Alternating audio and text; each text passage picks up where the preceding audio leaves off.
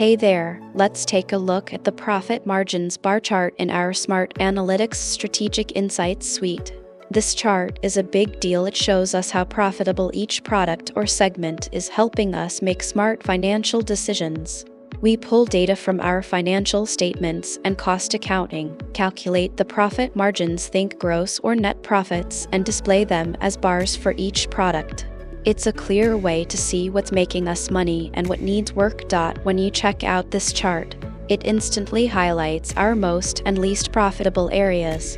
For example, product B's got a standout 25% margin, which tells us we're either super efficient with costs or nailing premium pricing. We can compare margins across products to decide where to focus our production resources. In our traditional manufacturing setup, this means prioritizing high-margin products to boost profits. In our digital manufacturing system, the suite's analytics dig into cost-saving opportunities, helping us tweak processes in real time. Now, this chart is great for spotting competitive strengths, like high margins that show we're ahead of the game. But low margins? They point to cost or pricing issues we need to fix.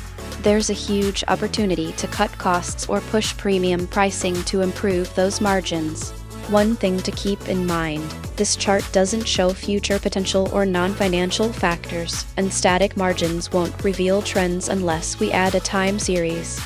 Declining margins could warn us about rising costs or tougher competition, so we're planning to dive deeper into what's driving low margins. With this chart, you'll know exactly which products to prioritize on the floor to keep our profits strong.